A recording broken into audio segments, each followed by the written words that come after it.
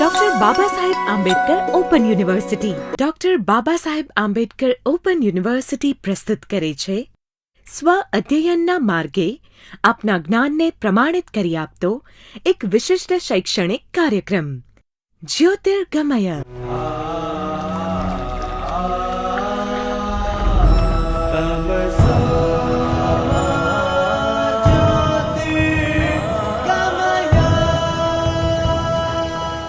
જ્યોતિર્ગમય અંતર્ગત ઉપલબ્ધ અભ્યાસક્રમો આ મુજબ છે: bachelors preparatory program BPP, certificate in food and nutrition CFN, certificate in tourism marketing CTM, certificate in tourism management CMT, certificate in child care and development CCCD, Certificate in Teaching of English CTE, Certificate in Parenthood CCBP, Certificate in Human Rights CHR, Certificate in Environment Awareness CEA, Certificate in Dr. Babasaheb Ambedkar Life and Thoughts CALT, Certificate in Communication Skills in English Level 1 CCSE। જ્યોતિર્ગમય Eklavya માર્ગે સ્વ અધ્યયનના દીપકથી પ્રજ્ઞાનના ઉદય પ્રતિ।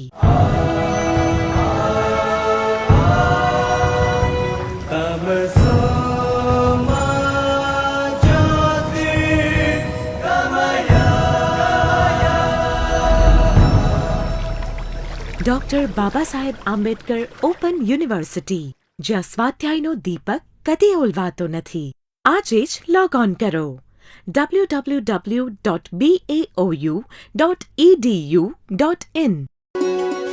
Doctor Baba Saheb Ambedkar open university.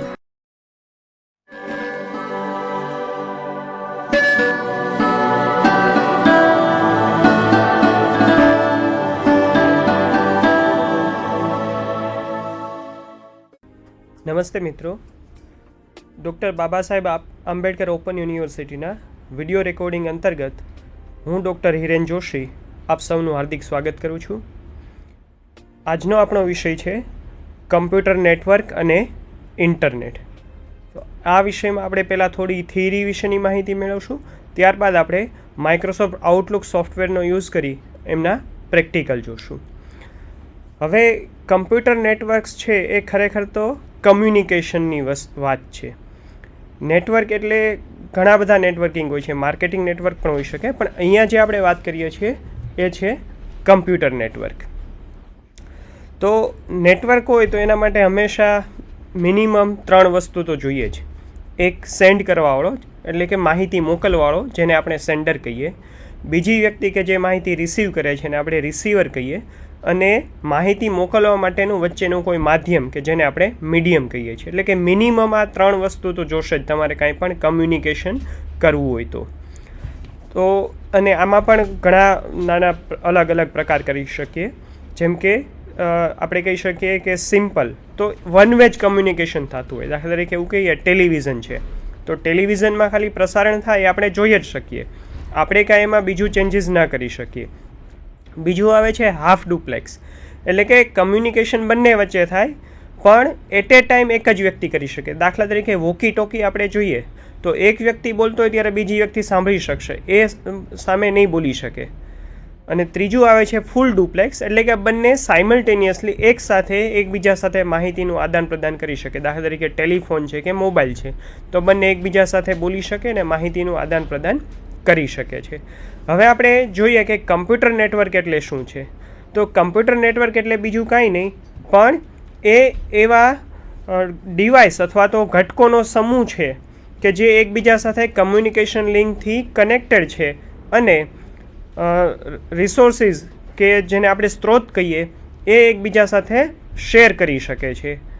તો આ થઈ computer નેટવર્કની બહુ સરળ વ્યાખ્યા। હવે જે પણ ડિવાઇસીસ કે ઘટકો કમ્પ્યુટરમાં જોડાયેલા હોય છે એ બધાને આપણે નોડ તરીકે ઓળખીએ છીએ। નોડ એ એક પર્સનલ કમ્પ્યુટર પણ હોઈ શકે, કમ્પ્યુટર નેટવર્ક માટેની સ્વિચ પણ હોઈ શકે, રાઉટર ડિવાઇસ પણ હોઈ શકે, પ્રિન્ટર પણ હોઈ શકે, કાંઈ પણ હોઈ શકે, પણ આ બધાને આપણે નોડ કહીએ છીએ.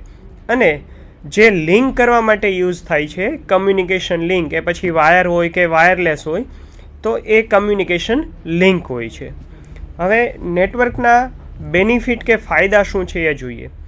તો સૌથી પહેલો ફાયદો આપણે જોઈએ તો ઇન્ફોર્મેશન છે શેર કરી શકીએ, એટલે કે એક જ ઇન્ફોર્મેશનો એ ઘણા બધા યુઝર છે ઉપયોગ કરી શકે. આનું એક બહુ સરસ ને સાદું ઉદાહરણ લઈએ. આપણી પાસે એક નાનકડી કમ્પ્યુટર લેબોરેટરીઝ છે જેની અંદર 10 કમ્પ્યુટર્સ છે.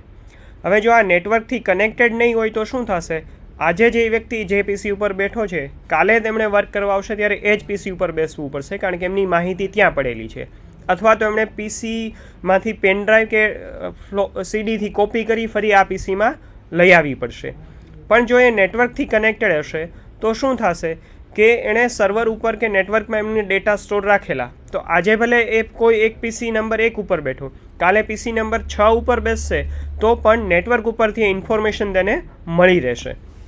એટલે આના માટે આ એનો સૌથી મોટો બેનિફિટ તો એક આ જ છે કે તમારી ઇન્ફોર્મેશન છે એ તમે શેર કરી શકો. બીજી વસ્તુ કે હાર્ડવેર અને સોફ્ટવેર પણ શેર કરી શકો. તો સેમ આ જ વસ્તુ કે મારે 10 વ્યક્તિને પ્રિન્ટર આપવું છે તો દરેકને ઇન્ડિવિજ્યુઅલ પ્રિન્ટર આપવું તો મારે 10 પ્રિન્ટર જોઈએ, પણ પ્રિન્ટર એક જ છે એ નેટવર્કમાં હું અવેલેબલ રાખી દઉં છું અને જે કોઈને જોઈએ છે તો એ યુઝ કરી શકે. આ જ રીતે સોફ્ટવેર છે તો ઘણા સોફ્ટવેર છે એ પણ નેટવર્કમાં શેર કરી શકાય, તો જેથી કરી અને બધા જને સોફ્ટવેર યુઝ કરવો હોય તો એ યુઝ પણ કરી શકે. દાખલા તરીકે આપણે કોઈ ડાઉનલોડ કરવા માટે સોર્સ જોતો હોય તો દરેકને ઇન્ડિવિજ્યુઅલ આપવાને બદલે નેટવર્કમાં કોઈ એક જગ્યાએ રાખી દો. હવે જેને નેટવર્કનો એક્સેસ છે એ ત્યાંથી એક્સેસ કરી અને પોતાના પીસીમાં ડાઉનલોડ કરી શકશે.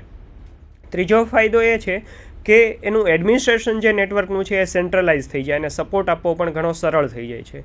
જો આવું નહીં હોય તો શું થશે? જે નેટવર્ક એડમિનિસ્ટ્રેશન છે એનું ખૂબ જ સંકીર્ણ એટલે કે કોમ્પ્લેક્સ થઈ જશે અને એને આમાં ઘણો બધો ટાઈમ સ્પેન્ડ કરવો પડશે. પરંતુ નેટવર્કિંગના આ ઉપરાંત પણ ઘણા બધા ફાયદા, જેમ કે રિલાયબિલિટી વધી જાય. તમારું નેટવર્કિંગમાં છે તો કોઈ એક જગ્યાએ ડેટા નથી અવેલેબલ થતો, તમે બીજી જગ્યાએથી અવેલેબલ કરી શકો છો.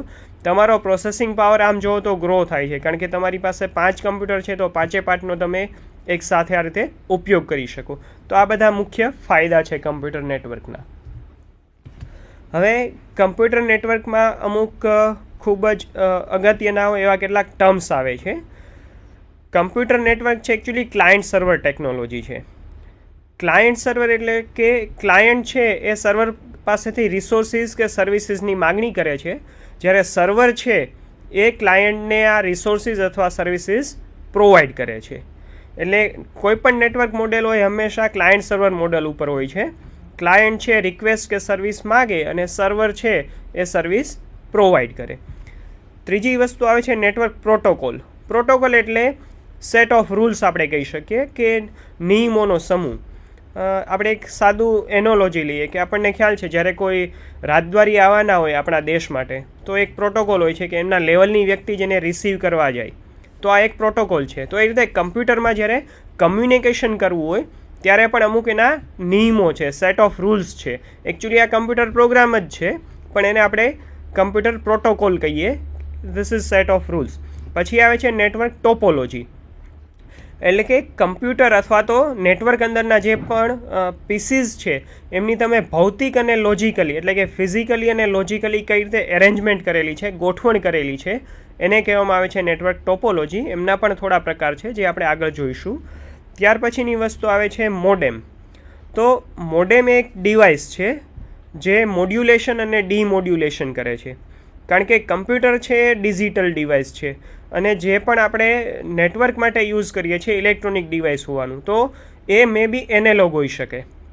તો એનેલોગમાંથી ડિજિટલમાં કન્વર્ટ કરવું કે ડિજિટલમાંથી એનેલોગમાં કન્વર્ટ કરવું એના માટે ડિવાઇસ જરૂર પડે છે, એ છે મોડેમ. અને મોડેમનું કામ એ જ છે કે એક કમ્પ્યુટરમાંથી બીજા કમ્પ્યુટરમાં ડેટા સેન્ડ કરવો છે તો એ ડિજિટલ ટુ એનેલોગ કન્વર્ટ કરશે, એનેલોગથી મીડિયમ થ્રુ પાસ થશે. જ્યારે બીજા કમ્પ્યુટરમાં આવશે ત્યારે ત્યાં પણ મોડેમ હશે તો એ ફરી એનેલોગને ડિજિટલમાં કન્વર્ટ કરી અને કમ્પ્યુટરને આપશે. એટલે એના ઉપરથી જ મોડેમ વર્ડ આવેલો છે, મોડ્યુલેશન એન્ડ ડીમોડ્યુલેશન. ત્યાર પછી આવે છે ઇન્ટરનેટ. ઇન્ટરનેટ એટલે નેટવર્ક ઓફ નેટવર્ક્સ. નેટવર્કનું નેટવર્ક એને આપણે ઇન્ટરનેટ કહી શકીએ, કારણ કે ઘણા બધા નેટવર્ક ભેગા થાય અને બધા જ એકબીજા સાથે આ રીતે કમ્યુનિકેટ કરે તો એ બને છે ઇન્ટરનેટ. અને અહીંયા ખાસ જોજો કે આઈ કેપિટલ છે, સ્મોલ આઈ પણ આવે છે, તો એ ઇન્ટ્રાનેટ છે એકચ્યુઅલી, ઇન્ટરનેટ નહીં. ઇન્ટ્રાનેટ એટલે કે શું? કોઈ પણ સંસ્થા અથવા તો કોઈ પણ કંપનીના અંદરના જે ડિવાઇસીસ કે નેટવર્ક કનેક્ટેડ હોઈ શકે એને આપણે ઇન્ટ્રાનેટ કહીએ. જ્યારે ઇન્ટરનેટ એટલે દુનિયામાં કોઈ પણ વ્યક્તિ જેની પાસે ઇન્ટરનેટનું કનેક્શન છે અને એ રિસોર્સ એક્સેસ કરવા માટેના રાઇટ્સ છે એ એક્સેસ કરી શકે તો એ ઇન્ટરનેટ છે. અને વર્લ્ડ વાઇડ વેબ, તો વર્લ્ડ વાઇડ વેબ અથવા તો જેને WWW કહેવામાં આવે છે એ ઘણા બધા વેબ પેજીસનો સમૂહ છે. આમાં લોકો ઘણા ગૂંચવાય છે. એકચ્યુઅલી ઇન્ટરનેટ એ બહુ બ્રોડ વસ્તુ છે અને વર્લ્ડ વાઇડ વેબ જસ્ટ એની એક સહુલિયત કહી શકીએ. બહુ સરળ શબ્દોમાં કહીએ તો એવું કહી શકાય કે ઇન્ટરનેટ એ હાઈવે છે જે ઘણી બધી સર્વિસીસ પ્રોવાઈડ કરે છે અને વર્લ્ડ વાઇડ વેબ એ પૈકીની એક મુખ્ય સર્વિસીસ છે. હવે આપણે નેટવર્ક છે એનું વર્ગીકરણ કરવું હોય તો કઈ રીતે કરી શકીએ? તો ઘણી બધી રીતે વર્ગીકરણ કરી શકીએ. સાઇઝ ઉપરથી કરી શકીએ, એ કમ્યુનિકેશન કરવા માટે કેવા ટાઈપનો માધ્યમનો ઉપયોગ કરે છે એના ઉપરથી, એમની વચ્ચેની ફંક્શનલ રિલેશનશિપ કેવી છે, એ કઈ ટાઈપની ટોપોલોજીસ યુઝ કરે છે, આ બધાનો ઉપયોગ થઈ શકે.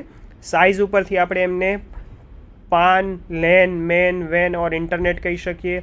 ટ્રાન્સમિશન મીડિયા ગાઇડેડ ઓર અનગાઇડેડ એટલે કે વાયર્ડ કે વાયરલેસ હોઈ શકે. ફંક્શનલ રિલેશનશિપ જોઈએ તો પિયર ટુ પિયર અથવા તો ક્લાયન્ટ સર્વર. પિયર ટુ પિયર એટલે શું? કે જેમ મેં અગાઉ કીધું, ક્લાયન્ટ સર્વરમાં એક સર્વર હોય છે અને બીજો એની પાસેથી માહિતી માગવાવાળા ક્લાયન્ટ હોય છે. જ્યારે પિયર ટુ પિયરમાં ક્લાયન્ટ એક જ નોડ છે એ બંને ટાસ્ક કરશે, એ જ ક્લાયન્ટ છે એ જ સર્વર છે. એટલે જ્યારે કમ્પ્યુટર નેટવર્ક નાનું હોય, જનરલી 10 કરતાં ઓછા કમ્પ્યુટર હશે તો તમે પિયર ટુ પિયર નેટવર્કનો યુઝ કરી શકો છો. પણ જનરલી 10 કરતાં વધારે હોય તો તમારે ક્લાયન્ટ સર્વરનો એપ્રોચ યુઝ કરવામાં આવે છે, જેમાં એક નેટવર્ક સર્વર છે અને બાકીના બધા એના ક્લાયન્ટ છે. અને આમાં પણ મલ્ટી ટાયર આર્કિટેક્ચર આવે, એટલે કે ઘણા બધા લેયર ડિસાઇડ કરવામાં આવે છે કે આ પહેલું લેયર, આ બીજું, આ ત્રીજું, એટલે 2 કરતાં વધારે લેયર હશે, 3 ટાયર હશે તો એ થાય છે મલ્ટી ટાયર આર્કિટેક્ચર. અને ટોપોલોજીના પણ પ્રકાર છે, બસ, રિંગ, સ્ટાર, મેશ વગેરે. હવે આપણે વાત કરીએ પાન એટલે કે પર્સનલ એરિયા નેટવર્ક. તો આ બહુ નાનકડું નેટવર્ક હોવાનું, જેમ કે અહીંયા મેં ચિત્ર દ્વારા સમજાવવા પ્રયત્ન કર્યું છે. તો એક લેપટોપ છે એ બીજા લેપટોપ સાથે કનેક્ટેડ છે, પીડીએ એટલે કે પર્સનલ ડિજિટલ આસિસ્ટન્ટ સાથે કનેક્ટેડ છે, સ્માર્ટફોન સાથે કનેક્ટેડ છે, પ્રિન્ટર સાથે કનેક્ટેડ છે અને માઉસ સાથે કનેક્ટેડ છે. ફોર એક્ઝામ્પલ, આ બધા જ વાયરલેસલી કનેક્ટેડ છે. અત્યારે બ્લૂટૂથથી આવું તમે કનેક્ટ કરી શકો. તો આ બધું જે છે એ તમારું પર્સનલ એરિયા નેટવર્ક છે, તમારું પોતાનું એક નાનકડું નેટવર્ક છે જે પર્સનલી યુઝમાં તમે યુઝ કરી શકો. ધીસ ઇઝ કોલ્ડ પાન. ત્યાર પછી આવે છે લેન એટલે કે લોકલ એરિયા નેટવર્ક. તો લેન એટલે એવું નેટવર્ક જે જનરલી એક બિલ્ડિંગ પૂરતું જ મર્યાદિત હોવાનું અથવા તો એક કેમ્પસ પૂરતું, એને કહેવામાં આવે છે લેન. લેનથી મોટું આવે છે મેન એટલે કે મેટ્રોપોલિટન એરિયા નેટવર્ક. તો 2 બિલ્ડિંગ વચ્ચે જે થોડા દૂર આવેલા છે એમના વચ્ચે જો કમ્યુનિકેશન કરવું હોય તો તમે યુઝ કરી શકો મેન, અથવા તો 2 સિટી વચ્ચે તમારે કરવું હોય તો પણ મેનનો ઉપયોગ થઈ શકે. અને સૌથી મોટું વાઇડ એરિયા નેટવર્ક ઇન્ટરનેટ છે, એક ટાઈપનું વેન છે, કારણ કે એમાં ઘણા જ બધા નેટવર્ક એકબીજા સાથે કનેક્ટેડ છે. હવે આવે છે ટોપોલોજી. તો ટોપોલોજી શું બતાવે છે? તો ટોપોલોજી એ બતાવે છે કે નેટવર્ક અંદરના જે નોડ છે એ એકબીજા સાથે કઈ રીતે ગોઠવાયેલા છે અને એકબીજા સાથે કઈ રીતે માહિતીનું આદાન પ્રદાન કરશે અથવા તો કમ્યુનિકેટ કરશે. હવે ટોપોલોજી છે એ પણ 2 ટાઈપની હોઈ શકે, ફિઝિકલી એટલે કે ભૌતિક અને લોજિકલ એટલે કે તાર્કિક. ફિઝિકલ એટલે શું? તો નોડ છે એ એકચ્યુઅલી કઈ રીતે ફિઝિકલી એકબીજા સાથે કનેક્ટેડ છે એ ફિઝિકલી થઈ, અને લોજિકલી એ રીતે કે એકબીજા જે માહિતી ટ્રાન્સફર કરવા માટે સિગ્નલ પાસ કરશે એ કઈ રીતે કરે છે એને કહેવામાં આવે છે લોજિકલ. ઘણી વખત આને સિગ્નલ ટોપોલોજી પણ કહેવામાં આવે છે. અને એવું પણ શક્ય છે કે ફિઝિકલી એક ટાઈપની ટોપોલોજી હોય, લોજિકલી કોઈ બીજા ટાઈપની ટોપોલોજી હોઈ શકે. અને બંને સેમ પણ હોઈ શકે. ફિઝિકલ હોય એવી જ લોજિકલ હોઈ શકે, પણ ફિઝિકલ અને લોજિકલ અલગ પણ હોઈ શકે. હવે સૌથી સહેલી ટોપોલોજી અથવા પ્રથમ ટોપોલોજી છે બસ ટોપોલોજી છે. તો બસ ટોપોલોજીમાં એક જ લિનિયર કેબલ હોય છે જેની સાથે બધા જ નોડ કનેક્ટેડ હોય છે.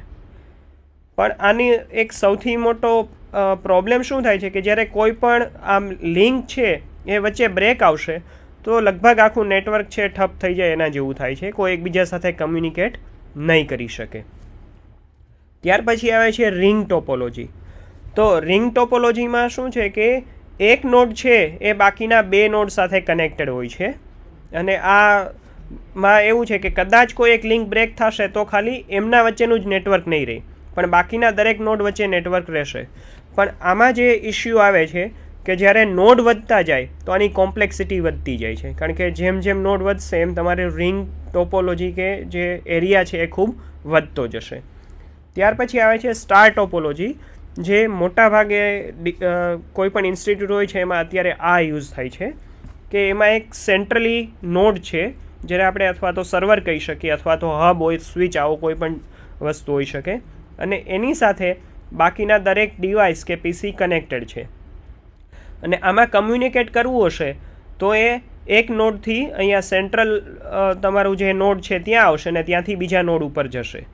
પણ આમાં બેનિફિટ એ છે કે ઇનકેસ કદાચ કોઈ એક નોડ વર્ક નહીં કરે તો એટલા પૂરતું જ નેટવર્ક નહીં આવે, બાકીના બધામાં નેટવર્ક આવશે. અને ઘણીવાર મેં કીધું એમ એવું પણ બની શકે કે ફિઝિકલી બસ હોઈ શકે પણ લોજિકલી સ્ટાર ટોપોલોજી હોઈ શકે છે. Mesh topology. તો મેશ ટોપોલોજી એટલે એક નોડ બાકીના બધા જ નોડ સાથે કનેક્ટેડ હોય. હવે આ ટોપોલોજીમાં ખરેખર બહુ સારું નેટવર્ક મળે, પણ આમાં મિનિમમ તમારી પાસે n નોડ છે તો n/n-1/2 તમારી પાસે કમ્યુનિકેશન લાઇન જોઈએ. જેમ કે અહીંયા મારી પાસે 5 નોડ છે તો તમે કાઉન્ટ કરીને કહી શકો 5 × 5 - 1 વિચ ઇઝ 4 / 2, એટલે કે તમારે 10 લાઇન છે એ મિનિમમ એકબીજા સાથે ટોટલ મિનિમમ એટલી લાઇન જોઈએ. અથવા તો આ ટોપોલોજી છે એ બહુ બેસ્ટ છે પણ કોમ્પ્લેક્સ ઘણી છે. હવે વાત કરીએ આપણે ટ્રાન્સમિશન મીડિયાની. તો જે ચેનલ જેને આપણે કહીએ અથવા તો માધ્યમ કહીએ કે ડેટા જે કાંઈ પણ છે એકબીજા સાથે કમ્યુનિકેટ કઈ રીતે કરે છે, તો એમાં મુખ્ય બે પ્રકાર પાડી શકીએ, ગાઈડેડ અને અનગાઈડેડ, અથવા તો વાયર્ડ અને વાયરલેસ. હવે વાયરમાં પણ ઘણા બધા ટાઈપના આવે છે, જેમ કે ટ્વિસ્ટેડ પેર કેબલ, કોએક્શિયલ કેબલ અને ફાઇબર ઓપ્ટિક, અને વાયરલેસમાં રેડિયો ફ્રીક્વન્સી કે કાંઈ પણ યુઝ થઈ શકે. તો આ દરેકના આપણે ફિગર જોઈએ અને થોડું સમજીએ. તો ટ્વિસ્ટેડ પેર છે એમાં કેબલ છે આ તમે જુઓ એને ટ્વિસ્ટ કરેલા હોય છે, એટલે કે વાળેલા હોય છે. આનું રીઝન એ છે કે આ જે કેબલ છે કોપરના હોય અને એનું ઇલેક્ટ્રોમેગ્નેટિક ફિલ્ડ હોય એટલે એકબીજાને ઇન્ટરફિયર કરે. એ ઝીરો કરવા માટે એકનો કર્વ આમ છે બીજાનો કર્વ આ છે, તો જે અલ્ટિમેટલી ઇફેક્ટ છે એ ઝીરો કરવા માટે આમને ટ્વિસ્ટ કરવામાં આવે, અને એટલા માટે આને કહેવામાં આવે છે ટ્વિસ્ટેડ પેર કેબલ. આના પણ બે કેટેગરી હોય છે, શિલ્ડેડ ટ્વિસ્ટ અને અનશિલ્ડેડ ટ્વિસ્ટ. એટલે કે શિલ્ડ રાખેલું હોય એ કેબલ ઉપર તો એ શિલ્ડેડ ટ્વિસ્ટ છે, અને શિલ્ડ ન રાખેલું હોય તો અનશિલ્ડેડ ટ્વિસ્ટ એટલે કે યુટીપી કેબલ કહેવામાં આવે છે. આપણા ઘરે જે ટેલિફોન હોય છે એ જનરલી ટ્વિસ્ટેડ પેર કેબલ હોય છે, અને આની કેપેસિટી કમ્પેરેટિવલી ઓછી હોય છે. અને આને કનેક્ટ કરવા માટે કમ્પ્યુટરના નેટવર્ક માટે RJ45 કનેક્ટર વપરાય છે. જે આપણા ઘરે મોબાઈલ ટેલિફોન માટે વપરાય છે એ RJ11 હોય છે. આ એના જેવું જ પણ સાઇઝમાં થોડો ડિફરન્સ હોય છે, એ ટાઈપનું કનેક્ટર છે. ત્યાર પછી કોએક્શિયલ કેબલ. તો આ કેબલ હોય છે જેની અંદર સૌથી ઉપરનું આવરણ હોય છે પ્લાસ્ટિક જેકેટ હોય છે, ત્યાર પછી મેટાલિકનું આવરણ હોય છે, એની અંદર ઇન્સ્યુલેટર મૂકેલું હોય છે, અને ત્યારબાદ સેન્ટ્રલ કોર કે જે કેબલ હોય છે એ હોય છે. તો આમાં પણ મેગ્નેટિક ઇન્ટરફિયરન્સ ઘણો ઘટી જાય છે અને સારું રિઝલ્ટ મળે છે. આપણે જે આપણા ઘરે કેબલ ટેલિવિઝન હોય છે ને જે વાયર આવે છે એ કોએક્શિયલ કેબલ હોય છે, અને આના માટેનું કનેક્ટર હશે તો એ આ ટાઈપનું કનેક્ટર હોય છે કોએક્શિયલ કેબલ કનેક્ટ કરવા માટે. ફાઇબર ઓપ્ટિક છે. તો ફાઇબર ઓપ્ટિક કેબલ એ એવો કેબલ છે કે જેની સ્પીડ સૌથી વધારે છે, કારણ કે એમાં લાઇટ દ્વારા, પ્રકાશ દ્વારા જે છે એ કમ્યુનિકેટ થાય છે, અને આપણને ખબર છે કે પ્રકાશની સ્પીડ ખૂબ જ વધારે છે લાઇટની. તો આ ફાઇબર ઓપ્ટિક છે અને આનું કનેક્ટર માટે આ ટાઈપના કનેક્ટર યુઝ થાય. પણ આના કનેક્ટર છે એ બહુ સાચવીને કરવા પડે, કારણ કે જ્યારે તમે કરો ત્યારે આને બ્રેક થવાની પ્રોબેબિલિટી ઘણી વધારે હોય છે.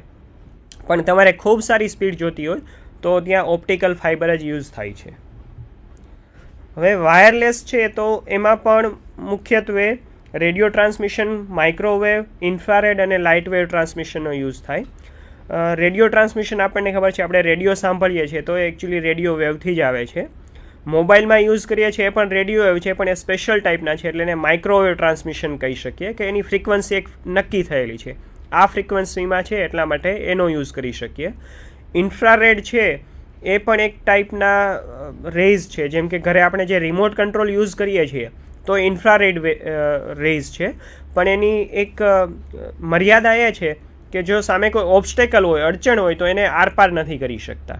દાખલા તરીકે તમે સામે તમારા ટીવી સામે ઊભા રહી જાઓ તો તમને ખ્યાલ હશે કે તમારું રિમોટ વર્ક નહીં કરે જો ઇન્ફ્રારેડથી વર્ક કરતું હોય તો. અને લાઇટ વેવ ટ્રાન્સમિશનનો પણ યુઝ થતો હોય છે. અને આ બધાનું વધારે ડિટેલ હું નથી કહેતો, પણ જો તમે ઇલેક્ટ્રોમેગ્નેટિક સ્પેક્ટ્રમ જુઓ તો તમને ખ્યાલ આવશે કે દરેકની વેવલેન્થ અલગ અલગ હોય છે. અને આ FM માટે છે, ટીવી માટે છે, ઇન્ફ્રારેડ રેઝ છે, અલ્ટ્રાવાયોલેટ રેઝ છે, એક્સરેઝ જે મેડિકલમાં યુઝ થાય છે એ છે. તો આ દરેકનું અલગ અલગ ફ્રિકવન્સી આપેલી હોય છે અને ફ્રિકવન્સી પ્રમાણે એલોકેટ થયેલા હોય છે. હવે જ્યારે આપણે નેટવર્કિંગ કનેક્ટિંગ ડિવાઇસ છે એ પણ જોઈ લઈએ, કારણ કે બે PC કનેક્ટ કરીએ ત્યારે સૌપ્રથમ તો એક તો તમારી પાસે નેટવર્ક ઇન્ટરફેસ કાર્ડ હોવું જોઈએ, જેને NIC કહેવામાં આવે છે. જો તમારા કમ્પ્યુટરમાં NIC આઈધર ઇનબિલ્ટ અથવા તો એક્સટર્નલ નહીં હોય તો તમારું કમ્પ્યુટર નેટવર્કમાં ન આવી શકે. એટલે NIC નેટવર્ક ઇન્ટરફેસ કાર્ડ તો જોઈએ જ. પણ આ સિવાય જ્યારે કોઈ ઓર્ગેનાઇઝેશનમાં કે સંસ્થામાં કમ્પ્યુટર નેટવર્ક હોય તો એમાં આમાં એક કરતાં અથવા અમુક ડિવાઇસ હોઈ શકે, જેમ કે એમ્પ્લીફાયર. તો એમ્પ્લીફાયરનું કામ શું છે કે જો સિગ્નલ છે વીક હોય તો એને સ્ટ્રોંગ બનાવી દે, જે રીતે આપણે સાઉન્ડ એમ્પ્લીફાયર આવે છે એ રીતના. રિપીટર છે તો એ સિગ્નલને એમ્પ્લીફાય કરે અથવા તો રીજનરેટ કરશે એ જ સિગ્નલને, એટલા માટે એને રિપીટર કહીએ. અહીંયા મેં અમુક ફિગર પણ લીધેલી છે, આપ જોઈ શકો. તો આ એમ્પ્લીફાયર છે, ઘણી બધી કંપનીઝના આવતા હોય છે. આ વાયરલેસ રિપીટર છે, તો તમારા ઘરે મે બી વાયરલેસ જો કનેક્શન લીધેલું હોય તો પોસિબલ છે કે વાયરલેસ રિપીટર હોય, અથવા તો આપની સંસ્થામાં પણ આપે આ જોયું હોય. હબ છે તો એક સેન્ટ્રલિંગ ડિવાઇસ છે કે તમારે 4 PC દાખલા તરીકે એક નેટવર્કમાં કનેક્ટ કરવા છે તો આ 4 એમના જે કેબલ છે હબમાં આવશે. હવે હબને બદલે સ્વિચ વધારે ઉપયોગ થાય છે, કારણ કે હબ છે ઇન્ટેલિજન્ટ ડિવાઇસ નથી ગણાતું. ઇન્ટેલિજન્ટ એટલે શું, તો આપણે એક નાનકડું એક્ઝામ્પલ લઈને સમજીએ કે એક લેટર આવેલો છે અને એમાં સરનામું કોઈ મિસ્ટર એક્સનું લખેલું છે અને ત્યાં XYZW 4 પર્સન છે. તો હબ છે 4ને આપવા જશે લેટર. આ તમારો છે, માનો કે પહેલાં વાય પાસે ગયો, વાય ના પડી એટલે ઝેડને પૂછવા જશે. આ તમારું માટેનું લેટર છે, ઝેડ પણ ના પડશે એટલે W પાસે જશે, W ના પડશે પછી જ એક્સ પાસે આવશે. જ્યારે સ્વિચ છે ઇન્ટેલિજન્ટ છે. ઇન્ટેલિજન્ટ એટલે શું, એ ડિસાઇડ કરી શકશે કે આ એક્સ માટેનું છે તો એ એક્સને જ મોકલો. એટલે હબ હવે યુઝ નથી થતા. ઇનિશિયલી હબ અને સ્વિચની પ્રાઇસમાં પણ ઘણો ફરક હતો, પણ હવે ઓલમોસ્ટ સેમ છે, એટલે હબ યુઝ નથી કરતા. પણ છતાં ઘણી જગ્યાએ કનેક્ટિંગ માટે હબનો યુઝ કરવામાં આવે છે. ત્યારબાદ બ્રિજ આવે છે. બ્રિજ એટલે કે બે નેટવર્ક વચ્ચે જોડાણ કરવું હોય તો બ્રિજ યુઝ થાય છે. હવે આના બદલે પણ સ્વિચ યુઝ થાય છે. બ્રિજમાં જનરલી બે જ અહીંયા તમે જોઈ શકો એ રીતે કનેક્શન માટેના પોર્ટ આપેલા હોય છે, અને અત્યારે સ્વિચ છે એનો વધારે યુઝ થાય છે. આ ફાસ્ટ ઇથરનેટ સ્વિચ છે, એટલે આપણે જે યુઝ કરીએ છીએ ઇથરનેટ ટેકનોલોજી છે અને એમના માટેની સ્વિચ યુઝ થાય છે. રાઉટર છે તો એ ઇન્ટરનેટમાં કે નેટ ઉપરથી જે આપણને ડેટા મળે છે પેકેટ થ્રુ આવે છે. પેકેટ એટલે સ્મોલ ચંક ઓફ ડેટા અથવા તો ખૂબ નાનો ડેટા. તો એ પેકેટ કયા રસ્તા ઉપરથી આવશે, કયા રૂટ ઉપરથી આવશે એ નક્કી કરવાનું કામ રાઉટરનું છે, અને એના માટેના એમના અલ્ગોરિધમ હોય છે જેને રાઉટિંગ અલ્ગોરિધમ કહેવામાં આવે છે. પણ એ રાઉટર છે એ પાથ નક્કી કરે છે કે સોર્સ ટુ ડેસ્ટિનેશન જવું છે તો કયા રસ્તેથી જવું. આપણે એક સાદું ઉદાહરણ લઈએ તો એવું કહી શકીએ કે હું વિજય 4 રસ્તાએ છું ને ત્યાંથી મારે ગીતા મંદિર જવું છે, તો શક્ય છે કે 3 થી 4 રૂટ હોય, પણ કયા રૂટ ઉપર જવું જેથી કરી અને ઓછામાં ઓછા સમયમાં હું પહોંચી શકું. તો આ માટે રાઉટિંગ અલ્ગોરિધમ હોય છે એ યુઝ કરે છે. અને રાઉટિંગ છે જનરલી કનેક્ટેડ હોવાનું તમારું ઇન્ટરનેટ કોઈ પણ જગ્યાએ કનેક્ટેડ હોય તો તમારા ડિવાઇસમાં લેન સાથે કનેક્ટેડ હશે. એ લેનનું કોઈ એક કેબલ સર્વરનો રાઉટર સાથે હશે અને રાઉટર પછી બીજા કોઈ રાઉટર સાથે વેન થ્રુ કનેક્ટેડ હોઈ શકે. ત્યારબાદ આવે છે ગેટવે. આ વાયરલેસ ગેટવેનું સિમ્બોલ બતાવેલો છે. એ મે બી વાયર્ડ પણ હોઈ શકે. પણ ગેટવેનો યુઝ શું છે કે જ્યારે બે ટેકનોલોજી અલગ હોય, દાખલા તરીકે તમે જે નેટવર્કિંગ યુઝ કરો છો એ TCP IP પ્રોટોકોલ યુઝ કરે છે અને બીજું કોઈ નેટવર્ક કનેક્ટ કરો છો એ કોઈ બીજો પ્રોટોકોલ યુઝ કરે છે, તો એમના માટે ગેટવે તમારે યુઝ કરવો જ પડે, જેથી કરી એ બંને વચ્ચે કમ્યુનિકેશન થઈ શકે. હવે જ્યારે સૌપ્રથમ ઇન્ટરનેટ શોધાણું ત્યારે શું હતું કે દરેકના પોતપોતાના પ્રોપ્રાઇટરી ડિવાઇસીસને સોફ્ટવેર હતા. એટલે કે કંપની એક્સ છે તો એમના પોતાનું હાર્ડવેર ને એમના પોતાના સોફ્ટવેર, કંપની વાય છે તો એમનું પોતાનું હાર્ડવેર ને એમના પોતાના સોફ્ટવેર. તો આને લીધે પ્રોબ્લેમ શું થાય કે મારી પાસે કમ્પ્યુટર એક્સનું હાર્ડવેર ને સોફ્ટવેર છે, બીજા પાસે કમ્પ્યુટર વાયનું હાર્ડવેર ને સોફ્ટવેર છે, છતાં પણ એ બંને ઇન્ટરનેટ થ્રુ કમ્યુનિકેટ ન કરી શકે, કારણ કે એ બંને પ્રાઇવેટ હતા અથવા તો પ્રોપ્રાઇટરી હતા. એટલે એટલા માટે એક સંસ્થા છે ISO, ઇન્ટરનેશનલ સ્ટાન્ડર્ડ ઓર્ગેનાઇઝેશન, એણે એવું નક્કી કર્યું કે ઇન્ટરનેટનો વ્યાપ વધે અને બધા યુઝ કરી શકે એ માટે આપણે એક સ્ટાન્ડર્ડ બનાવીએ. અને એના માટે એક જે સ્ટાન્ડર્ડ ડેવલપ થયું જેને કહેવામાં આવે છે OSI, એટલે કે ઓપન સિસ્ટમ એન્ડ ઇન્ટરકનેક્શન. તો એને લીધે શું થયું કે એ ડિવાઇસ ડિપેન્ડન્સી હતી એ જતી રહી, કે ગમે તે હાર્ડવેર યુઝ કરો કે સોફ્ટવેર યુઝ કરો પણ તમે આ સ્ટાન્ડર્ડ ફોલો કરશો તો તમે ઇન્ટરનેટ કનેક્ટ કરી શકો. એટલે એના માટે OSI મોડલ આવેલું છે, જે ISO એ સંસ્થા છે જેમણે ડેવલપ કરેલું છે. હવે OSI મોડલે શું કરી દીધું કે કમ્યુનિકેશન માટે આખા એણે લેયર બનાવી દીધા, લેયર એપ્રોચ આપ્યો. લેયર એટલે શું કે એનો બેનિફિટ શું થાય કે એક લેયરમાં ચેન્જીસ થાય તો જરૂરી નથી કે એના પછીના લેયરમાં ચેન્જીસ કરવો જ પડે, કરવો પણ પડે અને ન પણ કરવો પડે. તો જે ઇન્ડિપેન્ડન્ટ છે એ એકબીજા કરતાં ઘણું વધી જાય છે. અને OSI લેયર છે, OSI મોડલ, એમાં 7 લેયર છે. જો ટોપ ટુ બોટમ જોઈએ આપણે તો સૌથી ઉપર એપ્લિકેશન લેયર આવે, ત્યાર પછી પ્રેઝન્ટેશન લેયર આવે, સેશન લેયર આવે, ટ્રાન્સપોર્ટ, નેટવર્ક, ડેટા લિંક અને ફિઝિકલ. એટલે આપણને જોવો તો ન ખ્યાલ આવે તમને, પણ આ દરેક જે કમ્યુનિકેશન થાય છે એમાં લેયરનો યુઝ થાય છે. એટલે જ્યારે કોઈ પણ ડેટા સેન્ડ થાય એક નોડ ઉપરથી બીજા નોડ ઉપર, તો સૌપ્રથમ એપ્લિકેશન લેયર છે પોતાનું હેડર એડ કરશે, એ પ્રેઝન્ટેશનમાં આવશે, એ એપ્લિકેશન લેયરનું હેડર પ્લસ પોતાનું હેડર એડ કરશે. ત્યારબાદ સેશન લેયરમાં આવશે તો એ પણ એપ્લિકેશનને પ્રેઝન્ટેશનનું છે પણ છતાં પોતાનું હેડર એડ કરશે. અને છેલ્લે એ ડેટા લિંકમાં ટેલર પણ એડ થાય. પછી ફિઝિકલમાંથી એ બીજા પીસીના ફિઝિકલ લેયરમાં જશે તો ત્યાંથી એ ટેલર રિમૂવ કરશે. ડેટા લિંકમાં આવશે તો પહેલાં ડેટા લિંકનું હેડર રિમૂવ કરશે અને નેટવર્ક લેયરમાં મૂકશે. તો નેટવર્ક લેયર જેણે સેન્ડ કરેલું છે એનું હેડર રિમૂવ કરીને જે ડેટા છે એકચ્યુઅલી લઈ લેશે અને આ રીતે આખો ડેટા છે એ એક નોડથી બીજા નોડ સુધી પાસ થાય છે. હવે વેબ અથવા તો જેને વર્લ્ડ વાઇડ વેબ કહીએ છીએ એ ઘણા બધા કમ્પોનેન્ટ એક સાથે હોય અને એનો બનેલો છે અને જેને આપણે મેઇનલી ઇન્ટરનેટ તરીકે ઓળખીએ છીએ. જે મેં અગાઉ વાત કરી એ પ્રમાણે ઇન્ટરનેટ છે એ પણ ક્લાયન્ટ સર્વર મોડલ જ છે, કે ક્લાયન્ટ છે રિક્વેસ્ટ કરે અને સર્વર રિસ્પોન્સ આપે. ફોર એક્ઝામ્પલ, આપણે કોઈ પણ બ્રાઉઝર યુઝ કરતા હોઈએ તો બ્રાઉઝર છે એ ક્લાયન્ટ સોફ્ટવેર છે. પછી ઇન્ટરનેટ એક્સપ્લોરર હોય, મોઝિલા ફાયરફોક્સ હોય કે ગૂગલ ક્રોમ હોય, આ બધા ક્લાયન્ટ સોફ્ટવેર છે જે ઇન્ટરનેટમાં આપણે URL આપીએ તો એ સર્વર ઉપર જશે, સર્વર એ રિક્વેસ્ટ લેશે અને એ પ્રમાણે રિસ્પોન્સ આપી આપણને પેજ ડિસ્પ્લે કરે છે. એ પેજ મે બી સ્ટેટિક પણ હોઈ શકે અને ડાયનેમિક પણ હોઈ શકે. સ્ટેટિક એટલે કે પોતે યુઝરની રિક્વેસ્ટ ગમે તે હોય એમની પાસે જે HTML ફાઇલ છે એ જ આપી દેશે. જ્યારે ડાયનેમિક એટલે એવું કે યુઝરની જરૂરિયાત પ્રમાણે પ્રોસેસિંગ કરવું પડે. દાખલા તરીકે તમારે રેલવેની ટિકિટ બુક કરાવી છે તો તમે નાખશો કે આ ટ્રેનમાં ટિકિટ અવેલેબલ છે કે નહીં, તો એ સર્વરે પ્રોસેસ કરીને ચેક કરવું પડશે કે આ ટ્રેનમાં આટલી સીટ છે, અત્યારે આ ડેટમાં કોઈ રિઝર્વ છે કે નહીં.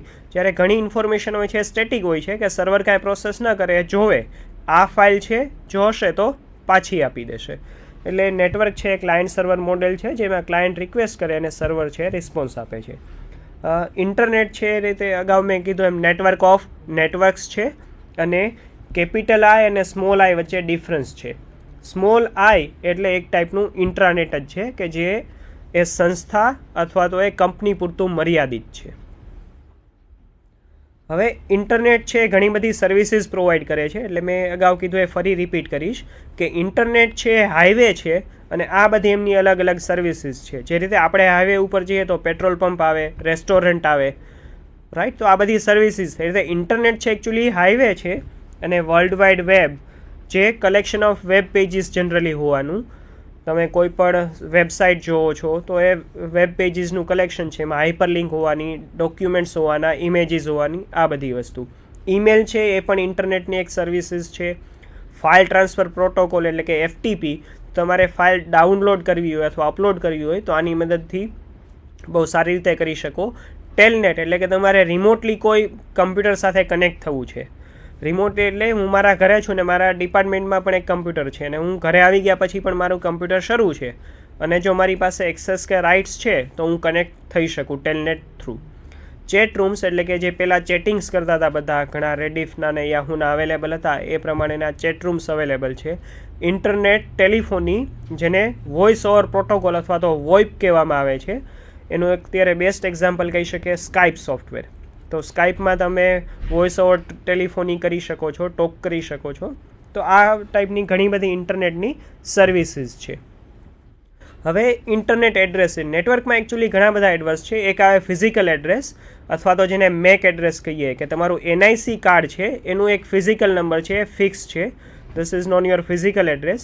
પછી એક આવે છે તમારો IP એડ્રેસ કે નેટ માટે તમે કોઈ રિક્વેસ્ટ મોકલી તો એ રિક્વેસ્ટ સર્વર પાસે ગઈ પણ એ તમારા કમ્પ્યુટરનું એક IP પણ હશે, ઇન્ટરનેટ પ્રોટોકોલ એડ્રેસ એટલે કે IP એડ્રેસ. તો એ IP એડ્રેસ છે એ જનરલી 4 ગ્રુપનું બનેલું હોય છે અને દરેક ગ્રુપ છે એમાં 3 આવા નંબર હોય છે, 0 to 255 સુધીના ગમે તે. દાખલા તરીકે અહીંયા એક IP આપેલું છે અને ખરેખર આ કયા ડોમેનનું છે તો કે google.com તમે ટાઈપ કરો ત્યારે એનું IP આ હશે. એટલે જ્યારે તમે ટાઈપ કરો ત્યારે ચેક પણ કરી શકો. તમે google.com લખશો તો ફોર એક્ઝામ્પલ ત્યાં તમને દેખાશે. દાખલા તરીકે આપણે અહીંયા એક ચેક કરી લઈએ જો ઇન્ટરનેટ ઓન હોય તો. અને આપણે જે વાત કરી TCP/IP પ્રોટોકોલ છે એ એકચ્યુઅલી પ્રોટોકોલ શૂટ છે કે જેમાં TCP એટલે ટ્રાન્સમિશન કંટ્રોલ પ્રોટોકોલ અને IP એટલે IP પ્રોટોકોલ. તો TCPનું મુખ્ય કામ શું છે કે પેકેટ છે એ બનાવે છે, નાના નાના જે ડેટા છે એને પેકેટમાં કન્વર્ટ કરે છે અને પછી જ્યારે ડેસ્ટિનેશન ઉપર એ પહોંચે ત્યારે રીએસેમ્બલ કરે. કારણ કે પેકેટ છે એ જરૂરી નથી કે એ જ સિક્વન્સમાં મળે. માનો કે એક કોઈ મેસેજ સેન્ડ કરવો છે તો એના 10 પેકેટ બન્યા, તો પહેલાં 5 નંબરનું પેકેટ પહોંચે, પછી 3 નંબરનું, પછી 2 નંબરનું. તો જ્યારે એ ડેસ્ટિનેશન ઉપર પહોંચે ત્યારે એમને રીએસેમ્બલ કરવાનું કામ પણ TCP કરશે. જ્યારે IP પ્રોટોકોલ છે એ મુખ્યત્વે તમારા રાઉટિંગ કઈ રીતે નક્કી કરવું, કયા રૂટ ઉપરથી પેકેટને પાસ કરવું મેસેજને એ નક્કી કરશે. હવે ફોર એક્ઝામ્પલ અહીંયા આપણે google.com જોઈએ તો અહીંયા તમે નીચે જોશો, અહીંયા બીજી કોઈ સાઇટ લખું, ફોર એક્ઝામ્પલ yahoo.com લખીએ આપણે તો અહીંયા તમને IP મે બી જોઈ શકો જ્યારે કનેક્ટ થતું હોય છે ત્યારે ડિપેન્ડ્સ ઓન બ્રાઉઝર, પણ અહીંયા નહીંતર તમને લખેલું આવતું હોય છે કે 192.2 ઓર ધીસ વન. તો આ જે છે એ તમને તમારું IP બતાવે છે એ વેબસાઇટ માટેનું. એનું રીઝન એટલું છે કે આ રીતે ઘણી બધી સાઇટ્સ છે, દરેકના નંબર યાદ રાખવા બહુ મુશ્કેલ છે, પણ એના બદલે આ ડોમેન નેમ છે એ યાદ રાખવું ઘણું સહેલું છે. હવે ડોમેન નેમમાં પણ ઘણા બધા ટાઈપના આવે, જનરલ આવે, ટોપ લેવલ આવે, સ્પેસિફિક આવે, પણ આ મુખ્યત્વે ટોપ લેવલ ડોમેન છે. .com હોય તો એ કોમર્શિયલ ઓર્ગેનાઇઝેશન અથવા ઇન્સ્ટિટ્યૂટ માટે હોઈ શકે. EDU છે તો એજ્યુકેશનલ ઓર્ગેનાઇઝેશન હોય એમને જ મળે છે. .gov એટલે ગવર્મેન્ટ ઓર્ગેનાઇઝેશન કે ઇન્સ્ટિટ્યૂટ માટેનું હોઈ શકે. MIL એટલે કે મિલિટરી ઓર્ગેનાઇઝેશન માટે. .net એટલે નેટવર્ક ઓર્ગેનાઇઝેશન માટે અને .org એટલે કોઈ પણ નોન પ્રોફિટ ઇન્સ્ટિટ્યૂટ્સ છે તો એમનું ડોમેન નેમ આ હોવાનું. હવે આ સિવાય પણ અત્યારે .pro for professional, .b for business, .aero for aeronautic airline industries, આ ટાઈપના ઘણા બધા અવેલેબલ પણ છે. હવે વાત આવે કે તમારું કમ્પ્યુટરને ઇન્ટરનેટ સાથે કનેક્ટ કઈ રીતે કરી શકો, તો અત્યારે ઘણા બધા ઓપ્શન્સ છે, પણ મુખ્યત્વે આ 3 કહી શકીએ. એક તો ડાયલ અપ એટલે કે તમે ટેલિફોન લાઇન સાથે કનેક્ટેડ છો અને તમે તમારા મશીનને ઇન્ટરનેટ થ્રુ જોડાણ કરી શકો. બીજું આવે છે લીઝ લાઇન. તો લીઝ લાઇન એટલે કે ડાયલ અપમાં શું થાય છે, જ્યારે પણ તમારે નેટ સાથે કનેક્ટ થવું હોય છે ત્યારે તમારે ટેલિફોન નંબરથી નંબર ડાયલ કરશો ને પછી જ કનેક્ટ થશે. લીઝ લાઇનમાં ડેડિકેટેડ લાઇન છે તમારી, તમે ઇન્ટરનેટ સાથે હંમેશા કનેક્ટેડ હોવો છો. અને ત્રીજું છે વાયરલેસ કહી શકીએ, પહેલાં બંને વાયર છે. અને આમાં એક અત્યારે કન્સેપ્ટ બ્રોડબેન્ડ આવે છે. બ્રોડબેન્ડ એટલે નેટવર્કની સ્પીડ સાથે કનેક્ટેડ છે કે કેટલી ઝડપથી એ તમને માહિતી આપે છે, અને જનરલી KBPS હોય છે, કિલો બીટ્સ પર સેકન્ડ. તો ટેકનિકલી રીતે 200 KBPS કરતાં કોઈ પણ વધારે સ્પીડ હોય તો એને બ્રોડબેન્ડ કહી શકો. અને અત્યારે 100 MBPS એટલે કે મિલિયન બીટ્સ પર સેકન્ડ સુધીની સ્પીડ પણ મળે છે. એટલે આ દરેકની સ્પીડ અલગ અલગ હોઈ શકે, અને તમે જે પ્રમાણે યુઝ કરો એ પ્રમાણે તમને સ્પીડ મળતી હોય છે. અને વાયરલેસમાં પણ 2G 3G અને અત્યારે 4G આવે છે. હવે બ્રાઉઝર્સ છે તો એ ક્લાયન્ટ સોફ્ટવેર છે. આ એમના એક્ઝામ્પલ છે, ઇન્ટરનેટ એક્સપ્લોરર છે, ગૂગલ કંપનીનું ક્રોમ કે મોઝિલા કંપનીનું ફાયરફોક્સ. હવે જ્યારે આપણે કોઈ પણ બ્રાઉઝર હશે એમાં કંઈક URLમાં ટાઈપ કરીએ છીએ, જેમ કે અહીંયા આપણે જોયું હતું કે yahoo.com ટાઈપ કરેલું છે, તો આ એનું URL છે. અહીંયા હું google.com લખીશ તો આ પણ એનું URL થયું. URL એટલે કે યુનિફોર્મ રિસોર્સ લોકેટર. એટલે URL છે એ યુનિક હોવાનું અહીંયા સમજાવવા માટે મેં આપેલું છે કે ફોર એક્ઝામ્પલ આવું કાંઈ લખેલું છે તો અહીંયા સૌથી પ્રથમ HTTP લખીએ છીએ, એ પ્રોટોકોલ છે, હાઇપર ટેક્સ્ટ ટ્રાન્સફર પ્રોટોકોલ, જે વર્લ્ડ વાઇડ વેબ માટે યુઝ થાય છે. ત્યાર પછી આ ડોમેઇન નેમ છે www.marutisuzuki.com. એની અંદર /a* આપેલો છે તો એ પાથ છે, એટલે કે એની અંદર એક ફોલ્ડર છે, અને એની અંદર આ ફાઇલ છે a*_index.html, તો આ ફાઇલ નેમ છે. એટલે URL હોય છે એમાં આમાંની ઘણી વસ્તુ હોય છે. જો બાય ડિફોલ્ટ ફાઇલ ન હોય તો મે બી index.html નામની ફાઇલ હોય છે. હવે આપણે વાત કરીએ માઇક્રોસોફ્ટ આઉટલુકની. તો માઇક્રોસોફ્ટ આઉટલુક છે પર્સનલ ઇન્ફોર્મેશન મેનેજર ટાઈપનું એપ્લિકેશન સોફ્ટવેર છે કે જે તમને તમારી પર્સનલ ઇન્ફોર્મેશન છે એમના વિશેની ઇન્ફોર્મેશન અને ઓર્ગેનાઇઝ કરવા માટે હેલ્પફુલ થાય છે. અને એ માઇક્રોસોફ્ટ ઓફિસના એક ભાગ તરીકે જ હોય છે. તમે માઇક્રોસોફ્ટ ઓફિસ લ્યો તો તમને આઉટલુક મળશે જ. એમાંથી તમે ઈમેલ કરી શકો, calendar, task manager, contact manager વગેરે ફેસિલિટીઝ પ્રોવાઈડ કરે છે. હવે તમારી પાસે ઈમેલ એકાઉન્ટ ઓલરેડી છે અને આઉટલુક પણ છે, તો તમારે પહેલાં એને કન્ફિગર કરવું પડશે કે તમારું ઈમેલ એકાઉન્ટ છે આઉટલુક સાથે કન્ફિગર કરવું. તો અહીંયા મેં સ્ક્રીનશોટ બતાવેલો છે કે જેવું તમે આઉટલુક ઓપન કરશો તો અહીંયા તમને પૂછશે એડ એકાઉન્ટ. એડ એકાઉન્ટ ઉપર ક્લિક કરશો એટલે તમારી પાસેથી ઇન્ફોર્મેશન માગશે, જેમ કે તમારું નામ, તમારું ઈમેલ એડ્રેસ, પાસવર્ડ અને રીટાઈપ પાસવર્ડ. ઈમેલનો જ પાસવર્ડ હોય એવું જરૂરી નથી, તમે તમારો પાસવર્ડ પણ આપી શકો. ત્યારબાદ તમે નેક્સ્ટ ઉપર ક્લિક કરશો. આ મેં અહીંયા બતાવેલું છે કે આ ઈમેલ એકાઉન્ટ મેં આપેલું છે, આ મારું ઈમેલ આઈડી ને પાસવર્ડ આપેલું છે. ત્યારબાદ નેક્સ્ટ ઉપર ક્લિક કરીશ તો એ થોડો ટાઈમ લગાડશે, કારણ કે કન્ફિગર કરે છે ઈમેલ સર્વર સાથે. અને જો એ કન્ફિગર થઈ જશે તો આવો મેસેજ આપશે, IMAP email account is successfully configured. IMAP એ પણ એક actually interactive mail application protocol છે એવું કહી શકીએ આપણે. ઘણા બધા પ્રોટોકોલ્સ મેલ માટે પણ છે, POP, SMTP, MIME, એ રીતે IMAP પણ એ પ્રકારનો એક પ્રોટોકોલ છે. તો હવે આપણું એકાઉન્ટ ક્રિએટ થઈ જશે એટલે સૌપ્રથમ આપણને આવી સ્ક્રીન જોવા મળશે. એટલે હવે આપણે પ્રેક્ટિકલી પણ જોઈએ અને આઉટલુકમાં આપણે આ બધી જ વસ્તુ કરી શકીએ. તો હું આઉટલુક ઓપન કરવા માટે અહીંયા સ્ટાર્ટમાં જઈશ, અને મેં ઓલરેડી ઓપન કરેલું હતું એટલે અહીંયા અવેલેબલ જ છે. અથવા તો તમે માઇક્રોસોફ્ટ ઓફિસમાં જઈ શકો.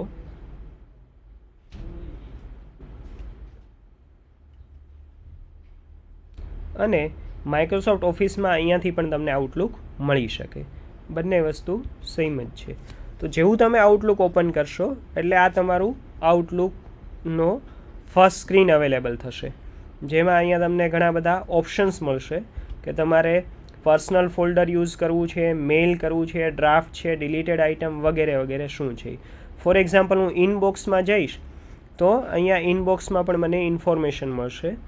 અહીંયા મને કેલેન્ડર પણ બતાવે છે, ન જોતો હોય તો એ આપણે આને નાનું પણ કરી શકીએ અથવા ડિલીટ પણ કરી શકીએ. તો આ જે પહેલો મને ઈમેલ આવેલો તો એ બતાવે છે. હવે આઉટલુકથી ઈમેલ મોકલવો હોય તો અહીંયા આનું લેઆઉટ પણ જે રીતે માઇક્રોસોફ્ટના બીજા પેકેજીસ છે, Word, Excel, PowerPoint, same way આઉટલુકમાં પણ આ જ રીતે તમને ફેસિલિટી મળે છે. તો આ બધી અલગ અલગ ટેબ છે. હવે અહીંયા તમારે કોઈ નવો ઈમેલ કરવો છે તો આના ઉપર તમે ક્લિક કરી શકો. તો અહીંયા તમને મળશે ટુ. તો જેને તમારે મેઇલ મોકલવો છે, ફોર એક્ઝામ્પલ હું મને જ મોકલું અને મારું ઈમેલ આઈડી આ છે, hirenonmsall@gmail.com. CC એટલે કે કાર્બન કોપી, એટલે કે તમારે એક સાથે ઘણી બધી વ્યક્તિને એક સરખો ઈમેલ મોકલવો છે તો તમે CCમાં મોકલી શકો. એટલે જો મારી પાસે કોઈ બીજું ઈમેલ આઈડી હોય અને એમને પણ મોકલવો છે તો એમનું ઈમેલ આઈડી પણ હું અહીંયા ટાઈપ કરી શકું. સબ્જેક્ટ, ઈમેલ મોકલવા માટેનો વિષય છે એ લખી શકો. ફોર એક્ઝામ્પલ હું અહીંયા લખું ટેસ્ટ ઈમેલ અને હું લખી શકું અહીંયા મારે ઈમેલની બોડી છે, જે કાંઈ પણ મારું લખાણ છે એ લખી શકું. This is test email for MS Outlook. દાખલા તરીકે હું આટલી વસ્તુ લખું છું. હવે અહીંયા સેન્ડ બટન છે, હું સેન્ડ બટન ઉપર ક્લિક કરીશ એટલે મારો જે મેસેજ છે એ સેન્ડ થઈ જશે. નેટવર્કની સ્પીડ ઉપર પણ ડિપેન્ડ છે, અથવા તો સેન્ટ આઇટમમાં પણ એ તમે જોઈ શકો. જો સેન્ડ કરેલું હોય તો ઇનબોક્સમાં આવે તો ઇનબોક્સમાં પણ તમે એ જોઈ શકશો. એટલે આ રીતે તમે ઈમેલ છે સેન્ડ કરી શકશો. હવે જ્યારે તમે ઈમેલ સેન્ડ કરો ત્યારે ઈમેલ સાથે તમારે કોઈ અટેચમેન્ટ મોકલવું છે. ફોર એક્ઝામ્પલ હું ફરીથી આ જ લઈશ, ફ્રોમમાંથી પણ તમે ચૂઝ કરી શકો છો, પણ આપણે બાય ડિફોલ્ટ આ જ રાખીએ છીએ અને હું મને જ ફોર એક્ઝામ્પલ ઈમેલ મોકલું છું. સબ્જેક્ટ મૂકી દઉં અટેચમેન્ટ. તો તમારે કોઈ ફાઇલ, એ પછી ઓડિયો ફાઇલ હોય, વિડીયો ફાઇલ હોઈ શકે, ડિપેન્ડ્સ ઓન દરેકની કેપેસિટી હોય છે. જેમ કે જીમેલ કે યાહુ છે 25 MB સુધીનું તમને અટેચમેન્ટ અલાઉ કરે છે, તો અહીંયા તમે અટેચમેન્ટ પણ મોકલી શકો. તો તમારે અટેચમેન્ટ મોકલવું હશે તો અહીંયા તમને ઓપ્શન મળશે અટેચ એ ફાઇલ, અટેચ એ આઇટમ. તો બિઝનેસ કાર્ડ, કેલેન્ડર પણ મોકલી શકો. અને જો કોઈ ફાઇલ મોકલવી હોય તો અટેચ ફાઇલ કરો અને તમારે જે કોઈ પણ ફાઇલ મોકલવી છે, ફોર એક્ઝામ્પલ મારે આ પાવર પોઈન્ટ પ્રેઝન્ટેશન છે એ જ મોકલીએ આપણે.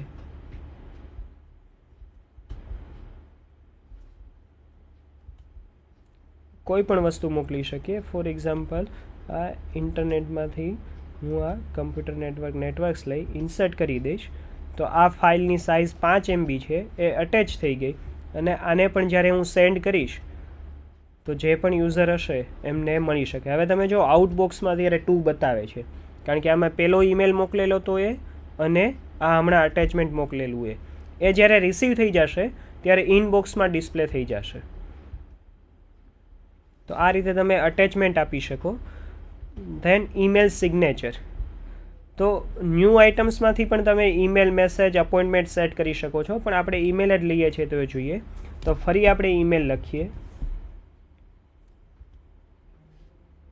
CCની જેવું જ BCC પણ છે, બ્લાઇન્ડ કાર્બન કોપી. એટલે કે મારે ઈમેલ મોકલવા છે બધાને, પણ બીજા કોઈને ખ્યાલ ના આવે કે મેં કોને કોને ઈમેલ કરેલા છે, તો મારે BCC મોકલવા જોઈએ. એનું રીઝન એ છે કે તમે CC કરશો તો બાકીનું દરેક વ્યક્તિ જોઈ શકશે કે તમે બીજા કોને કોને ઈમેલ કરેલા છે.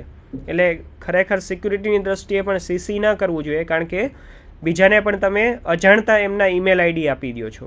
એટલે BCCનો પણ યુઝ કરી શકો, which is known as a blind carbon copy. અહીંયા સબ્જેક્ટમાં આપણે લખી શકીએ signature. This is email message or signature. Signature એટલે આ ડિજિટલ સિગ્નેચર નહીં, પણ જે રીતે ઘણા લેટરમાં આપણે આપણી રીતે સાઇન કરીએ છીએ એ રીતે ઈમેલમાં પણ તમે તમારી સિગ્નેચર કે ઇમેજ કે કાંઈ પણ મૂકી શકો. તો સિગ્નેચર માટે આપ જોઈ શકો કે અહીંયા સિગ્નેચર ઓપ્શન આપેલું છે મેસેજ ટેબમાં. અહીંયા જશો એટલે તમને એક સિગ્નેચર ડાયલોગ બોક્સ મળશે ક્લિક કરીએ એટલે. તો આ ઈમેલ સિગ્નેચરમાં તમે સિલેક્ટ કરી શકો અથવા તો નવી બનાવી પણ શકો. અહીંયા ઓપ્શન આપેલા છે કયું ઈમેલ એકાઉન્ટ લેવું, ક્યાં મેસેજ માટે લેવું, રિપ્લાયઝ કે ફોરવર્ડમાં આપવું કે નહીં. હું ફોર એક્ઝામ્પલ અહીંયા ન્યૂ કરું અને નામ આપી દઉં ઈમેલ સિગ્નેચર. તમે કાંઈ પણ નામ આપી અને બનાવી શકો. તો આ એક મારી સિગ્નેચર બની. હવે આ સિગ્નેચર મારે કેવી બનાવી છે તો હું અહીંયા એ પ્રમાણે લખીશ. ફોર એક્ઝામ્પલ મારું નામ લખું મારું ડેઝિગ્નેશન લખીશ.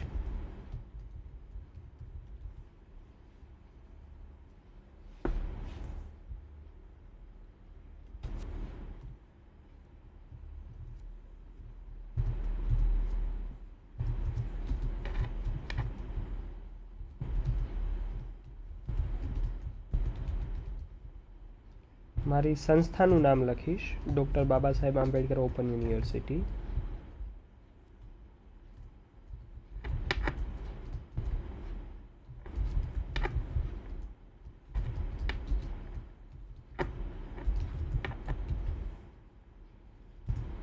અને બીજું કંઈ પણ લખવું હોય તો લખી શકો. ફોર એક્ઝામ્પલ આપણે સિટીનું નામ પણ આપી દઈએ. હવે જ્યારે આને હું ઓકે કરીશ, અહીંયાથી બીજું પણ ફોર્મેટિંગ તમે કરી શકો છો. જે પણ ઈચ્છો એ ફોન્ટ બદલી શકો, સાઇઝ બદલી શકો, બોલ્ડ, ઇટાલિક, અંડરલાઇન, કલર આપી શકો છો. રાઈટ. ફોર એક્ઝામ્પલ આપણે ચેક કરવા માટે આમનો કલર બદલીએ.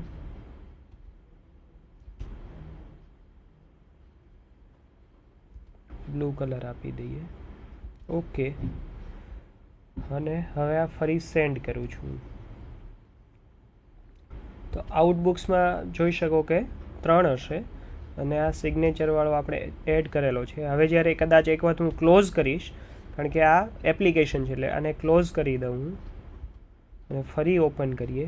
જો અત્યારે પૂછે છે કે તમારે મેલ સેન્ડ કરવો છે કે નહીં, કારણ કે અત્યારે એની અંદર મારા આઉટબોક્સમાં છે પણ પૂછે છે. અત્યારે હું આપી દઉં છું એક્ઝિટ વિધાઉટ સેન્ડિંગ ચેક કરવા માટે. હવે ફરી અહીંયાથી ઓપન કરું આઉટલુક. તો આઉટબોક્સમાં 3 ઈમેલ છે આપણી પાસે જે મેં સેન્ડ કરેલા છે. એટલે જ્યારે રિસીવ થશે ત્યારે જોઈ શકાશે આઈ થિંક. રાઈટ. એ ત્યારે જોઈ શકીએ. તો આ રીતે તમે સિગ્નેચર આપી શકો. એ ઉપરાંત સિગ્નેચર સિવાય તમે થીમ પણ ડિસાઇડ કરી શકો. જો જેટલી ક્રિએટ કરવી હોય એટલી કરી શકો. અહીંયા એક ક્રિએટ હતી તો એમનું નામ ડિસ્પ્લે થાય છે. એ સિવાય અહીંયા પર્સનલ સ્ટેશનરી છે તો તમારે થીમ આપવી છે, કોઈ કલર કે એવું કંઈક આપવું છે, બરાબર, તો એવું પણ આપી શકો. અને જ્યારે બીજી વાર કોઈને મોકલશો તો એ ટાઈપનું થીમ કે ડિસ્પ્લે થશે તમારા ઈમેલમાં. કોઈ પણ એક લઈ શકીએ. ફોર એક્ઝામ્પલ આપણે થોડો કોઈ ખ્યાલ આવે એવું ટાઈપનું લઈએ અને ઓકે આપો. ત્યારબાદ તમે અહીંયાથી પણ ફોન્ટ આપી શકો. રિપ્લાય કરો ત્યારે કેવું આપવું છે એ પણ સિલેક્ટ કરવું હોય તો કરી શકો છો. તમારું પોતાનું પણ તમારા ફોન્ટ યુઝ કરી શકો. આ બધા ઘણા બધા ઓપ્શન છે. તો આ રીતે તમે સેટ કરી શકશો. ત્યાર પછી આપણે જોઈએ કેલેન્ડર. તો આઉટલુક છે એ તમને કેલેન્ડરની ફેસિલિટી પણ આપે છે. અહીંયા તમે જોઈ શકો કેલેન્ડર છે. હવે આ કેલેન્ડર તમને ડે વાઇઝ પણ બતાવે, વીક વાઇઝ, મંથ વાઇઝ પણ જોઈ શકો, એઝ વેલ એઝ તમે તમારું શિડ્યુલ પણ ડિસાઇડ કરી શકો. તમારે કોઈ અપોઇન્ટમેન્ટ આપવી છે, કોઈ મીટિંગ સેટ કરવી છે. દાખલા તરીકે હું અહીંયા ક્લિક કરું ન્યૂ અપોઇન્ટમેન્ટ તો એ મને ઓપ્શન્સ આપશે કે શેની અપોઇન્ટમેન્ટ છે. ફોર એક્ઝામ્પલ હું લખું મીટિંગ. લોકેશન આપવું હોય તો આપી શકું. સ્ટાર્ટ ટાઈમ કેટલા વાગે શરૂ થશે. ફોર એક્ઝામ્પલ હું એવું કહું કે 2:30 વાગે શરૂ થશે અને 3 વાગે પૂરી થશે. અને અહીંયા કાંઈ ડિટેલ આપવી હોય તો ડિટેલ આપી શકું. હવે આને હું સેવ પણ કરી શકું અને જ્યારે પણ હવે કેલેન્ડરમાં જોઈશ તો આ મારા કેલેન્ડરમાં મને બતાવશે કે 2 વાગે મારી મીટિંગ છે. તો આ રીતે આપણને આ ખૂબ ઉપયોગી છે કે આપણે જે કાંઈ પણ વસ્તુ અપોઇન્ટમેન્ટ કે આવું સેટ કરવું છે તો એ પ્રમાણે સેટ કરી શકીએ આ કેલેન્ડરમાં ડેટ અને ટાઈમ પ્રમાણે. એટલે કેલેન્ડરમાં ઘણા બધા ઓપ્શન્સ છે, તમે જાતે પણ એક્સપ્લોર કરી શકો. એ રીતે તમે બીજી કોઈ પણ વસ્તુ મોકલવી હોય, અપોઇન્ટમેન્ટ છે, મીટિંગ છે, એ પણ કરી શકો. આજના દિવસનું જોવું હોય તો બતાવી શકો. નેક્સ્ટ 7 દિવસનું શેડ્યુલ વ્યૂ ક્લિક કરશો તો તમને વ્યૂ બતાવશે તમારા આજના દિવસનું. જેમ કે આજે 2 થી 3 મીટિંગ છે તો આપ જોઈ શકો કે અહીંયા રીતે ડિસ્પ્લે થઈને બતાવે છે. સર્ચ કરવું હોય તો સર્ચ પણ કરી શકશો, બરાબર. ઓર્ગેનાઇઝ કરી શકો તમે, કેટેગરાઇઝ પણ કરી શકો છો કલર વાઇઝ, અને નામ પણ અલગ અલગ આપી શકો છો. બ્લુ કેટેગરીને બદલે તમારે કાંઈ બીજું આપવું હોય તો એ પણ આપી શકો. અત્યારે હું યુઝ નથી કરતો એ. તમારે કેલેન્ડરનું ગ્રુપ બનાવવું હોય તો એ ગ્રુપ પણ બનાવી શકો છો. અને કેલેન્ડર તમારે કોઈને ઈમેલ કરવું છે તો તમારું કેલેન્ડર પણ ઈમેલ કરી શકો છો. અને આપ જો કે હવે જ્યારે હું કરું છું ત્યારે મારી સિગ્નેચર સેટ થઈ ગયેલી હતી, એટલે બ્લુ કલરની ને આ અહીંયા દર વખતે લખાઈને આવી જાય છે. તો આ સિગ્નેચર પણ સેટ થઈ શકે છે. એટલે આ રીતે કોઈને પણ મોકલવું હોય તો આ રીતે મારું કેલેન્ડર મોકલી શકું કે આટલા વાગે ફ્રી હતો, આ બિઝી હતો, આ બધી ટાઈપની ટાસ્ક કરી શકું. ત્યારબાદ આવે છે કોન્ટેક્ટ્સ. આને આપણે ક્લોઝ કરી દઈએ જેથી કરી ખાલી આપણી પાસે એક જ ઓપન રહે.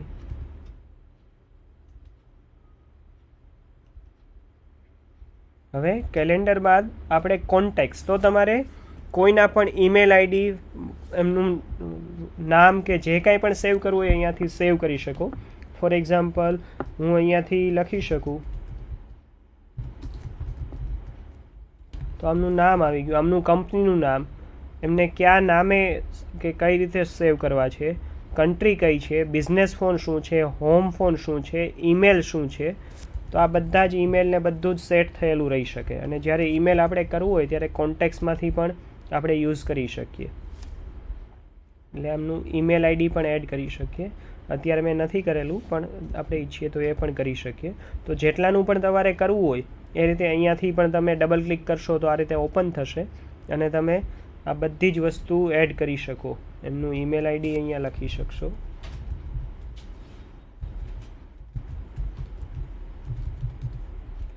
અને આમને સેવ કરી શકો. અને સિગ્નેચર તમારે જો સેવ કરવી હોય, આપણે ઓલરેડી બનેલી છે, કોઈ જોઈએ છે કે નહીં નેમ પ્રમાણે કે, અથવા ન્યૂ કોન્ટેક્ટ તરીકે સેવ કરું છું અને ન્યૂ કોન્ટેક્ટમાં, અને આમાં પણ ગ્રુપ બનાવી શકો. તો આ રીતે તમે સેટ કરી શકો. સેવ અને ક્લોઝ કરી દઈએ આને.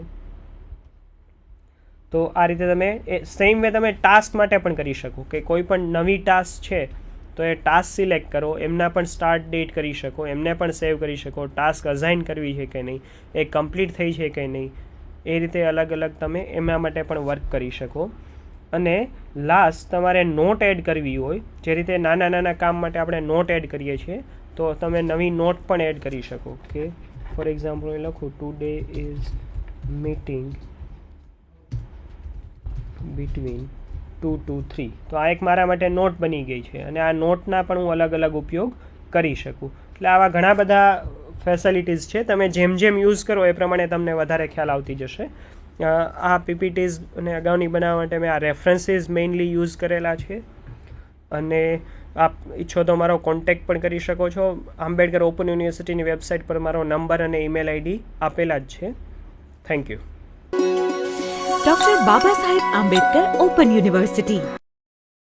स्वाध्यायः परमं तपः. વિદ્યાર્થી મિત્રો, આપ જાણો છો આજના સમયમાં લિટરસીનો અર્થ કેવળ અક્ષર જ્ઞાન એટલો સીમિત નથી રહ્યો. હવે વાસ્તવમાં લિટરસીનો અર્થ અક્ષર જ્ઞાનની સાથે કમ્પ્યુટર લિટરસી પણ છે જ. ડૉક્ટર બાબા સાહેબ આંબેડકર મુક્ત વિશ્વવિદ્યાલયે કમ્પ્યુટર લિટરસી માટેનો એક બેઝિક કોર્સ તૈયાર કર્યો, જેને આપણે CCC તરીકે ઓળખીએ છીએ. CCCના આ કોર્સના એકેડેમિક કોલેબોરેશન માટે આપણને અમેરિકાના લુઇઝિયાના સ્થિત સધર્ન યુનિવર્સિટી અને બેટન રૂજ સ્થિત ICT યુનિવર્સિટીનું એકેડેમિક કોલેબોરેશન પ્રાપ્ત થયું. ટેકનિકલ કોલેબોરેશન માટે આપણે ભારતની અત્યંત પ્રતિષ્ઠિત એવી L&T ઇન્ફોટેકનો સંપર્ક સાધ્યો. ડૉક્ટર બાબા સાહેબ આંબેડકર ઓપન યુનિવર્સિટીનો CCC કોર્સ દુનિયાની કોઈ પણ સર્વાધિક પ્રતિષ્ઠિત યુનિવર્સિટીના બેઝિક કમ્પ્યુટર કોર્સની સમકક્ષ થયો છે. દુનિયામાં પ્રથમ વખત કમ્પ્યુટર લિટરસીનો આ બેઝિક કોર્સ એક નહીં પણ 4 ભાષાઓ, અંગ્રેજી, ગુજરાતી, હિન્દી અને વિદ્યાર્થી મિત્રો ઇવન ઉર્દુ ભાષા, આ 4 ભાષાઓમાં એક સાથે આપણી વિશ્વવિદ્યાલય આ કોર્સ વિદ્યાર્થીઓને ઉપલબ્ધ કરાવી રહી છે. स्वाध्यायः परमं तपः.